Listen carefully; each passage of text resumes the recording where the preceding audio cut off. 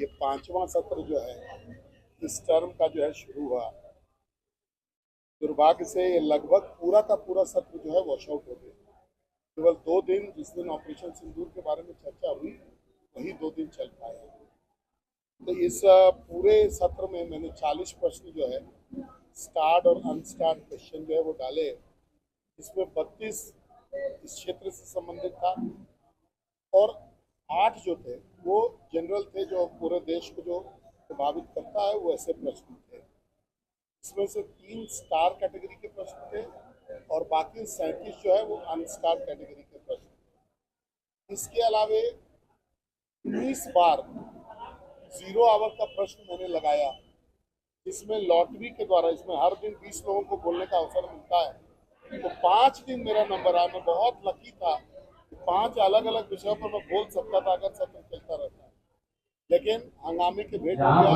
केवल दिन जो है वो जो पैसा जो पॉन्जी स्कीम्स के द्वारा जमा किया गया था, उस पैसा को रिटर्न करने के विषय में जो है बोलने का अवसर मिला। 377 के अधीन जो मामले उठाए जाते थे वो 4 मामले भी हम लोगों ने उठाए।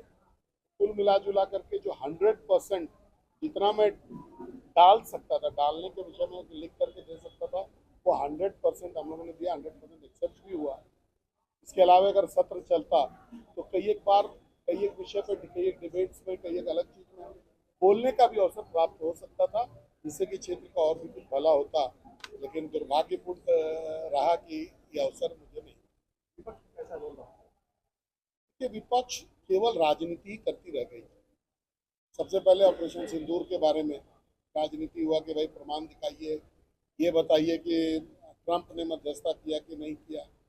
भाई खुशी ये होनी चाहिए थी कि हमारा देश दबंगता के साथ इस युद्ध में जो है जीत करके आया, अपने उद्देश्यों की पूर्ति उसने की दबंगता के साथ। इस बात का इनको बिल्कुल खुशी नहीं था। इनको तो ये था कि भाई ये आप प्रमाण दिखाइए, वो जो बीच में हस्तक्षेप किया वो बताइए। तो माननीय प्रधानमंत्री जी ने और अन्य मंत्रियों ने सब जवाब जो है दिया और देश की जनता ने उसको देखा। ऑनलाइन गेमिंग को लेकर फायदा होगा। देखिए, ये बहुत ही बड़ा यूथ के लेकर के बहुत बड़ा बिल जो है वो समय पर आया है। बहुत सारे आत्महत्याएं हो रही थी, बहुत लोगों का जो है बिल्कुल जो फाइनेंशियल कंगालेपन की तरफ लोग बढ़ रहे थे। और ये एक हैबिट फॉर्मिंग चीज होता है। जुआ नशा के तरीके से होता है, जो आपको आदत लगाता है, लत लगने जैसा रहता है। तो यहाँ के युवाओं को अगर ये बैन हो जाता है तो यहाँ के युवाओं को इससे बहुत लाभ होगा।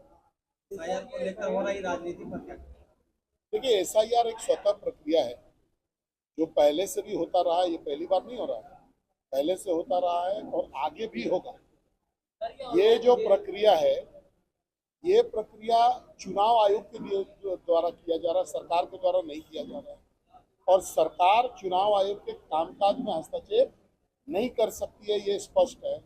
तो ये बात हम भी जानते हैं, आप भी जानते हैं, विपक्ष के साथी भी जानते हैं, राहुल गांधी जी भी जानते हैं। लेकिन देश को बरगलाने के लिए, देश को जो है बरगलाने की नीयत से उन्होंने पूरा इसमें एक हंगामा खड़ा किया। लेकिन इनको कोई समर्थन नहीं मिला, क्योंकि बिहार में ऐसा कोई नाम था ही नहीं जो कि व्यक्ति हो और उसका नाम वोटर लिस्ट में नहीं।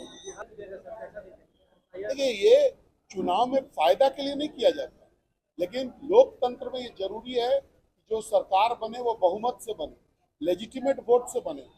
बोगस वोट से और गलत वोट से अगर कोई सरकार बनता है तो वो लोकतंत्र के लिए हितकारी नहीं है। तो अगर मरे हुए लोगों का नाम, जिनका नाम डुप्लीकेट है उनका नाम, और जो लोग नहीं है उनका नाम अगर हटाया गया है तो ये बिल्कुल सराहनीय कदम है, सही कदम है। मैं चुनाव आयोग के इस नीति का पूर्णतः समर्थन करता हूँ। देखिए, कॉम्पनसेशन के रेट को लेकर के चर्चा हुआ है। जो कट ऑफ डेट्स है उसके पुनः निर्धारण या उसको समाप्त करने के को लेकर के जो है चर्चाएं चली है। हम लोग जल्दी देखेंगे कि कुछ न कुछ भला आपको अच्छा न्यूज सुनने को मिलेगा। लगातार लगा रही है, क्या करें? ठीक है, किसी के व्यक्तिगत कमेंट पर हमको कोई कमेंट नहीं करना। ठीक है, जोरदाग में किसी व्यक्ति विशेष के द्वारा अपने जमीन को लेकर के प्रदर्शन किया। तो उसके लिए हमको कुछ कहने की जरूरत नहीं है। वो जिनका विषय है वो अपना विषय, हमसे मदद अगर मांगने आएगा कोई, अगर या कोई गांव का विषय होगा, सार्वजनिक विषय होगा, जैसे इसी जोरदाग में अभी हम लोग थोड़े दिन पहले एक तालाब को काटा जा रहा था एनटीपीसी के द्वारा, तो हम लोगों ने जा करके वहाँ उस तालाब को रोकने का काम किया था कि जब तक ऑल्टरनेटिव तालाब नहीं बन जाता तब तक इस तालाब को नहीं काटा जा सकता है। ये हम लोगों ने किया था। किसी का व्यक्तिगत हित के लिए हम लोग काम करने वाले लोग नहीं हैं।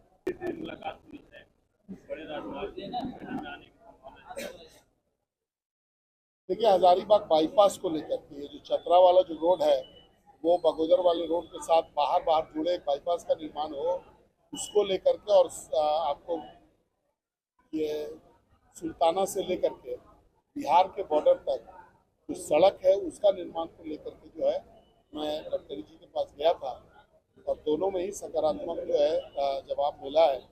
हमको उम्मीद है कि आगे इस पर जरूर कार्रवाई होगी।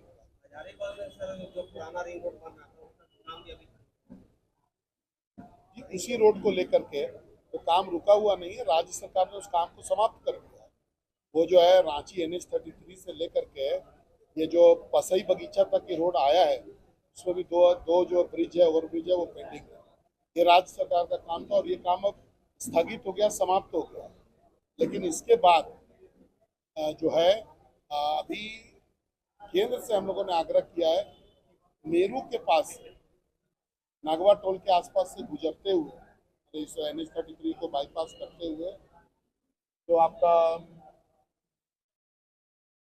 चतरा वाला जो रोड है वहाँ पर सुल्ताना के आसपास में उसको ले जाया जाए तो बहुत ट्रैफिक को बहुत राहत हो जाएगा। क्योंकि लोग अभी जिनको पटना रोड से रांची रोड जाना रहता है वो आसानी से चले जाते हैं।